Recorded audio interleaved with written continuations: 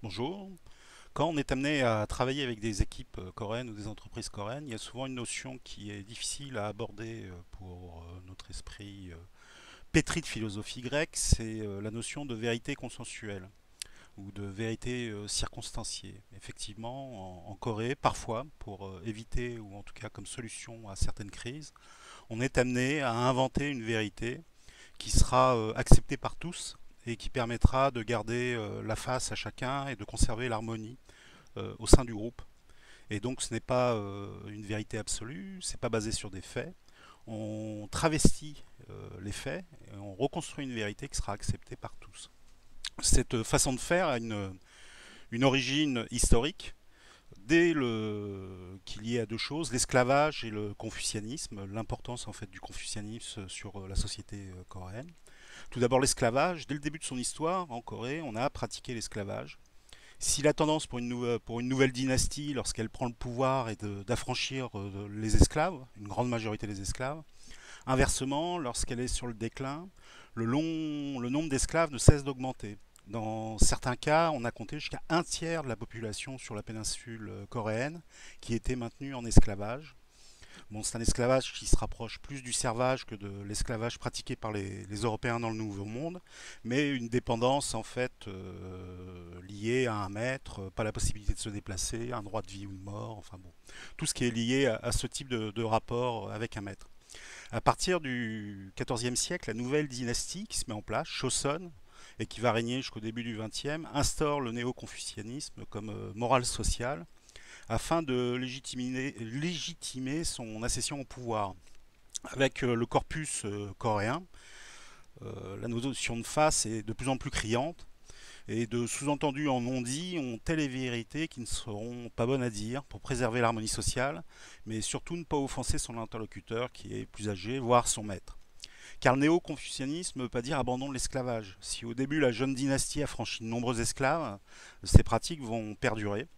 On estime à 350 000 le nombre d'esclaves à la fin du XVe siècle. Et si la loi tente de limiter le nombre d'esclaves, pas plus de 150 pour un officiel et 40 pour une personne lambda, on note à la fin du XVe 13 000 litiges sur ces plafonds qui seront donc par la suite abandonnés. 13 000 litiges, c'est-à-dire qu'il y avait au moins 13 000 cas où on dépassait le plafond de 150 ou de 40. Donc énormément d'esclaves dans la société coréenne et à l'abolition de l'esclavage dans les structures d'État, donc même pas l'esclavage en règle générale, simplement ceux qui servaient des ministères ou des fonctionnaires, ils étaient 66 000 à travailler dans les ministères. Dans ces conditions, il est inimaginable d'annoncer une mauvaise nouvelle à un maître. Donc il y a toute une stratégie qui se met en place pour pouvoir inventer des vérités particulières, circonstanciées, qui vont permettre en fait de sortir de crises, qui pourraient pour le porteur de la nouvelle lui annoncer la mort. Donc il y a un exemple saisissant qui permet de comprendre ces pratiques sociales de cette époque. C'est une anecdote gastronomique. Il est fréquent de trouver sur les tables coréennes de la raie crue fermentée. Donc par fermenté, il faut comprendre pourri. Lorsque vous prenez une bouchée, la forte présence d'ammoniac en bouche affole votre cerveau qui tout de suite déclenche l'alerte générale et danger, danger, danger clignote dans votre cerveau. Et votre seule envie en fait est de recracher ce que vous avez en bouche. D'ailleurs, un chef et animateur de télé, Anthony Bourdain, considère que c'est un des pires plats qu'il ne lui a jamais été donné de manger. La véritable question, c'est pas de savoir si c'est bon ou pas, et de savoir comment on en est venu à proposer et à servir ce plat à table. Donc à l'origine, la raie crue était considérée comme un plat très fin. Donc selon le sexe de la raie, mâle ou femelle, les périodes de pêche impactaient sur la qualité de la chair, et donc c'était un plat qu'on réservait aux grandes occasions. Un jour, au cours d'un mariage, il était prévu de servir aux nombreux invités de la raie, et la commande fut bien passée auprès des pêcheurs, mais le bateau s'est retrouvé bloqué en mer par une mer houleuse, et la livraison a donc eu plusieurs jours de retard. Le procédé de conservation était sommaire à cette époque, hein, pas de glace. Les raies étaient couvertes de paille et stockées dans une jarre de terre cuite, mais ce mode de conservation n'a pas permis de garder la fraîcheur de la pêche. C'est donc de la raie pourrie qui fut livrée dans les cuisines ou du banquet. Et pour les cuisiniers, il était hors de question d'annoncer cette mauvaise nouvelle au maître de maison et de risquer de le froisser. Il a donc été décidé de préparer la raie comme si elle était fraîche et de la servir ainsi aux convives sans rien dire. Les convives servis, personne n'osa faire remarquer que la raie était immangeable afin de ne pas se montrer impoli auprès de l'autre. À partir de là, comme les convives se sont régalés de ce plat, la raie, en fait, fermentée, a eu sa place d'honneur dans la gastronomie coréenne. Et aujourd'hui même, ce plat a son festival pour en faire la promotion. Donc on passe d'un incident qui est transformé, on rentre dans le non-dit pour éviter en fait de mettre mal à l'aise tout le monde et de créer un scandale. Tout le monde l'accepte, même si c'est immangeable. Et au final, l'attitude des convives, l'attitude des cuisiniers et l'attitude des maîtres qui acceptent en fait cette nouvelle vérité en font une vérité définitive. Donc, cette anecdote qui prête à sourire illustre surtout un élément fondamental de la culture coréenne et a eu un impact direct sur la vie dans l'entreprise. Car dans les entreprises coréennes, on ne fait pas que taire les vérités qui ne sont pas bonnes à dire, on les réinvente. Vérité circonstanciée ou vérité consensuelle, face à une crise qui pourrait impacter l'harmonie entre les équipes, on va inventer une vérité de circonstance qui satisfera tout le monde. Ou, avec nos lunettes d'occidentaux, nous y voyons qu'une vérité travestie, les Coréens trouvent ce processus normal. Dans la pensée chinoise et confucéenne, la vérité est relative, il n'y a pas d'absolu. La vérité n'est pas absolue. Elle est attachée à des éléments contextuels et intrinsèquement liés à l'humain. Et plus une vérité va s'éloigner de l'homme, moins elle sera juste. On a un témoignage d'une grande valeur qui est celui d'Éric Surdedge, qui a travaillé en tant que directeur général de LG France et qui a écrit un ouvrage de son expérience, Ils sont fous, ces Coréens. Et il cite deux exemples de vérités circonstanciées dans son ouvrage. Pour le premier, alors qu'il vient de prendre ses fonctions, un haut responsable de LG décide de faire une visite de point de vente pour voir si la filiale française se débrouille bien. Panique au QG de la France, l'activité de LG est naissante, bien loin des résultats attendus. Donc sur Edge, propose d'installer des faux corners. L'idée est validée par le staff coréen à Paris. Et sur Edge appelle donc ses différents contacts en magasin. Les vendeurs acceptent que LG gonfle sa présence en boutique, mais cela doit rien leur coûter. Donc le magasin ne doit pas dépenser un seul euro pour cet artifice. Donc LG France loue des semi-remorques, des magasiniers sont embauchés pour assurer les opérations de manutention, et les produits des concurrents sont retirés des rayons et on y place en fait des produits LG.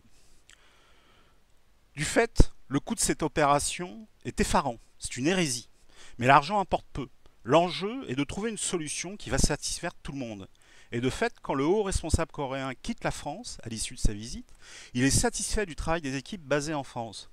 Ce que fait remarquer Éric Surdedge, c'est que le patron coréen était suffisamment intelligent pour marquer que la forte présence des produits LG en rayon était plus que factice.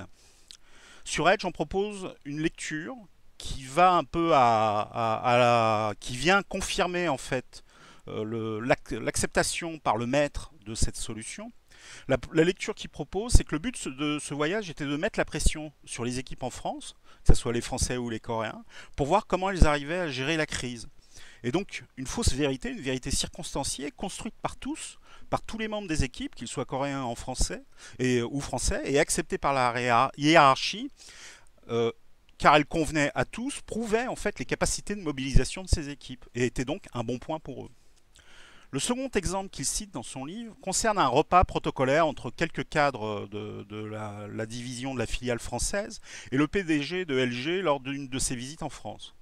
Ce repas sera très certainement bien arrosé, il est donc demandé à tous les convives, ce qui est assez fréquent dans ce type de situation, de ne pas prendre de photos. Le PDG de LG a le souhait de ne pas rendre public en fait des photos où il serait bien éméché, le visage bien rouge, la cravate de travers et le col de chemise défait. Mais au cours de la soirée, un cadre français ne respecte pas la consigne et ne peut s'empêcher avec son téléphone de voler un cliché. Il est vu, mais rien ne transparaît au cours de la soirée. Le lendemain, la nouvelle tombe, Séoul demande à ce que soit licencié ce cadre qui s'est mal comporté.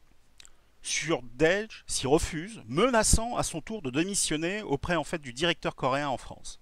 Donc la situation est bloquée.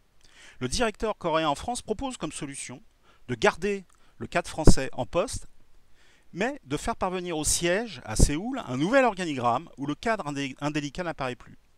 Là encore, pour ce deuxième exemple, l'ensemble du staff coréen présent en France participe, ou en tout cas ne dévoile pas cette vérité travestie. Ces deux exemples sont vraiment éclairants, ce ne sont pas des anecdotes isolées, mais prouvent que c'est un processus normal de fonctionnement au sein des organisations coréennes. Les salariés coréens sont constamment sous pression, et souvent face à des crises qu'il faut résoudre, quand il n'existe pas de solution et que c'est l'impasse, on construit une vérité de circonstance qui saura nous sortir de l'impasse, saura contenter tout le monde, et qui est donc une solution idéale dans ce cas. Pour un occidental donneur d'ordre, il est possible d'être confronté à ce type de vérité. La mauvaise solution serait de tout le temps rechercher la véracité des propos qui vous sont rapportés ou des situations qui vous sont décrites. Il ne faut surtout pas se lancer dans cette quête insoluble de recherche de vérité. Ce serait une erreur, puisque en plus, en Corée, la vérité n'est qu'une notion relative. L'idée qu'il existe une vérité unique et absolue est un non-sens d'un point de vue de la pensée chinoise. Il faut donc plutôt élaborer une stratégie de prévention. Et un des meilleurs moyens est de mettre en place des indicateurs qui vont vous permettre, lors de points d'étape, le plus fréquemment possible, de juger de façon factuelle l'avancée d'un projet avant d'être confronté à une crise pour des problèmes de qualité ou de délai. Donc faire attention, pas mettre trop de pression sur les équipes coréennes. Si il y a des problèmes de délai, si il y a des problèmes de qualité, si le risque existe qu'on vous présente une vérité de circonstance parce que la structure coréenne n'a pas réussi à remplir son contrat, placez des indicateurs bien en amont qui vous permettra de bien cadrer les choses et éventuellement de tout remettre sur les rails avant que tout déraille.